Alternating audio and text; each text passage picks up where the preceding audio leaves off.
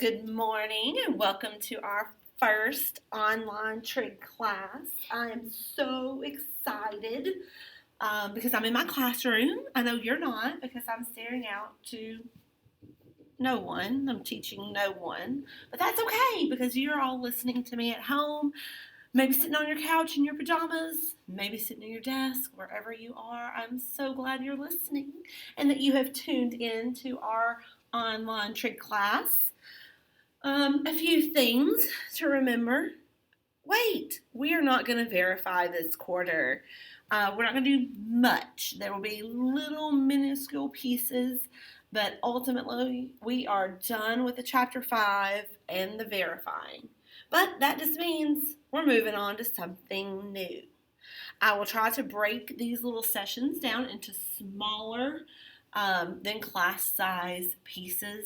So we're looking at 15 minutes maybe. I think one I did yesterday for a class, it went 20. I think they'll be okay. But I'm going to try. I've got a clock sitting in front of me. Then we're going to try to stay with about 15 minutes. And I'm just going to try to review and refresh. If you have questions, we'll post in the comments. I will try to get to all of those. But just know that I miss you and I love you guys. And we're going to get through this and it's going to be fun and it's going to be a good experience. So, new, we're going to start in chapter 6. Okay? So, chapter 6, and we're going to do section 1. Section 1 is all about inverse functions. Okay, what in the world is inverse function? I would like to go back and say, what is a function? What is the definition of a function? We've been talking about functions maybe since the 7th grade, okay? But what makes a function be a function? I don't know. You tell me. We're in chapter 6. I'm on page 258. A little page 258. If you want to look, there's a very formal definition. It's bolded. It says, recall that for a function f, every element x in the domain corresponds to one and only one element y, or f of x, in the range. What in the world does that mean? It means for every input or x value or a domain, for every input, there is exactly one output or y value. Okay? Meaning if you have a lot of points, 2, 1, 3, 5, 4, 7, is that a function? Every x value is different, okay? Every y value is different. Does that matter? Okay, so this piece right here is a function, okay? What if I added some more points? I'm going to scroll down just a little bit to see what happens if I add more points. What if I added the point 5, 7? What if I added the point 3, 5 again? All right, so now let's consider all 5 of these points. Meaning, if I give you an input, the x value, is there one and only one output? Okay, that's all it's asking. If I say 2, what are you going to say? 1. If I say 3, what are you going to say? They both inputs of 3 have the exact same output. We're good there. What about 5? If I tell you 5, are you going to give me a 7? Most definitely. 4, we're going to give you a 7. Does that still fit our rule? Each input, there's exactly one output. This green is a function, okay? You can have the same output as long as the inputs are different. Or you can have the same output with the same input, still a function. Okay, well, Miss Evans, where will we not have a function? What if I give you the points? Oh, I meant to change colors. I'm writing with my pen, so it's a little weird for me. What if I give you the points 3, 7, 2, 8, 3, 4? Are these points, do they make a function? Well, if I say 3, are you going to tell me a 7 or a 4? Okay, this is not a function. Okay, some of you are saying, wait, I thought there was something about the graph. So what if we took these points and graphed them? Okay, so I'm going to make a graph. Apparently my graph is green, and that's okay. So I'm going to make a graph, and I'm going to make it look something like this. We're going to pretend this is not going straight down. Okay? If I just give you a graph, can you tell, is this function, is this f of x, a function?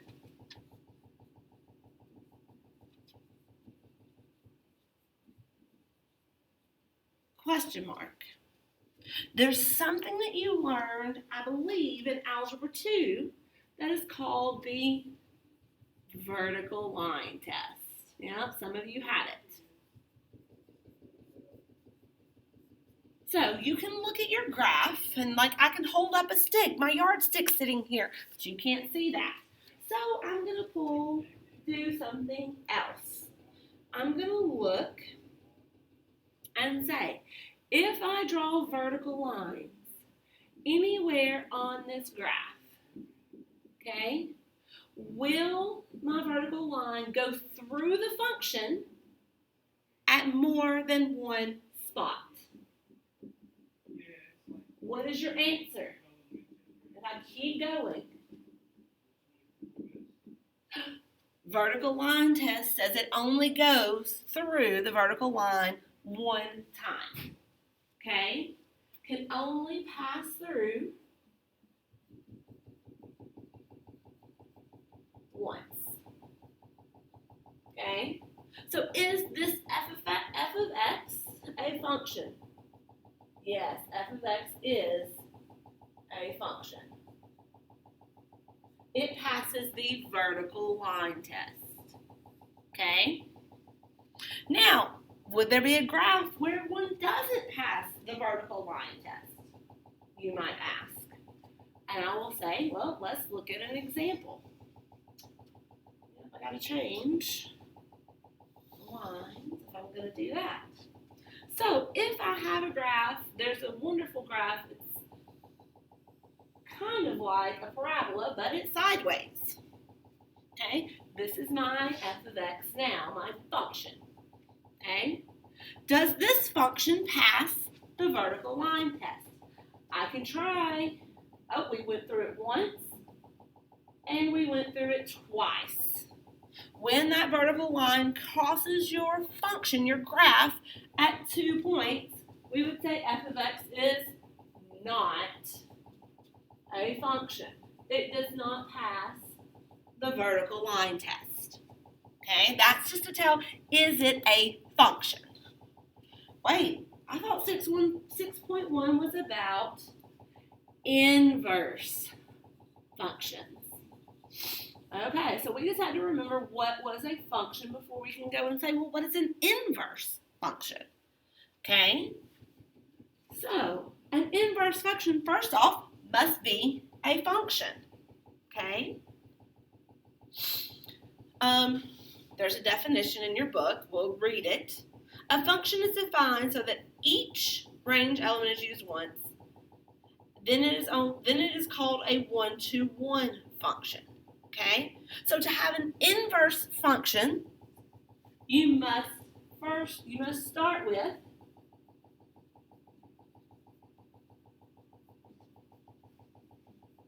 a one 1-to-1 function. Well, you might say, well, what is a 1-to-1 function? Okay, so let's see. What is a 1-to-1 function? Okay, first off, it must be a function. But this time, for it to have a 1-to-1 function, each element, each input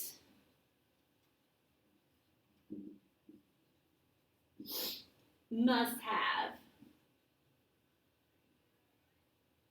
only one output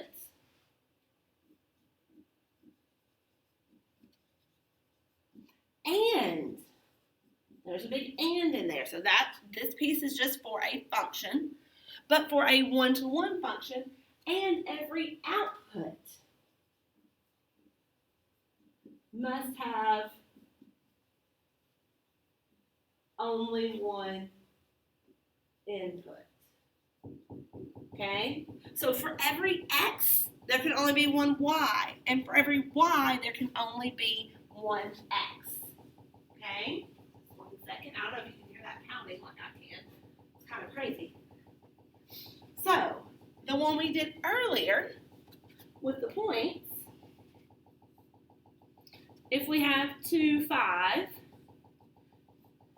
3, 7, and 5, 7, they have different outputs. Okay? This is a function. We have 3 different inputs. It's a function. But now the fact that they have the same outputs, it's not a 1-to-1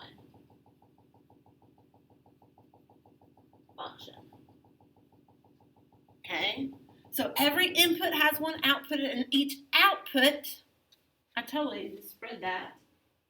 Every output, there's supposed to be a break there. Imagine that, me messing up. Sorry. Okay, so every input must have only one output, and every output must have only one input. Okay, there's a lovely box on page 258. No, wait, it's the inverse function. We'll get to that in just a second. There's a box before that that's going to say, hey, guess what? To tell if something's a function, we've used the vertical line test. Now, to determine if a function is 1-to-1, we will use the horizontal line test. Okay, so horizontal lines are going like the horizon. Okay, so let's go ahead and have a graph. So here's my horizontal line, my x-axis. Here's my vertical line, my y-axis. And let's do a graph, a simple graph, that I believe is y equals x squared, something like that. The first thing we're going to check, does it pass our vertical line test? Vertical line test, we're passing. So y equals x squared is a function. It passes the vertical line test. Okay? Is y equals x squared a 1-to-1 function? I'm going to check horizontal line test. I don't really need to do it this many times because on the first time, it passed through twice. So it did not pass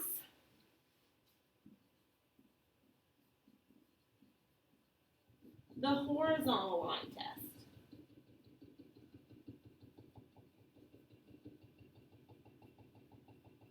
So, y equals x squared is not a 1-to-1 function. Okay? It's not a one-to-one function. Now, why is it important that we have a one-to-one function? Well, you can't determine an inverse unless it is a one-to-one function. Okay? Well, are there any functions that are one-to-one? Oh, let's look and see. We're going to start with, and let's draw y equals x cubed. Y equals x cubed is going to come up from the bottom, and it's going to go something like this.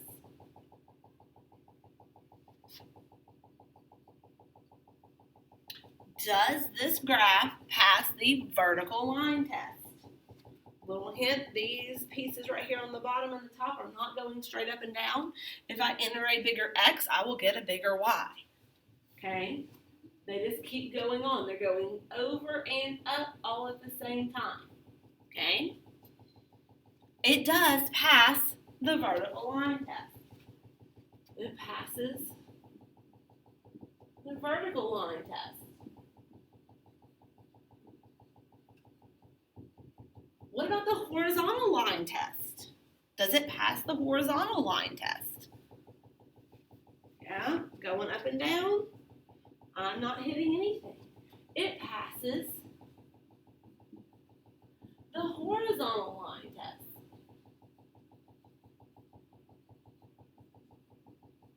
Is y equals x cubed a one-to-one function? Yes, it's a one-to-one function. Okay? There is a definition of inverse functions. The inverse function of the one-to-one function f is defined as, okay, this little f negative 1, that's not an exponent. It's just telling you it's the inverse function. Is equal to the set of y's and x's such that x, y belongs, belongs to the function f. Okay? That is very interesting. We're going to stop here, and then we'll come back tomorrow and do some more. Okay? I think we've hit our 15 minutes. I will see you tomorrow.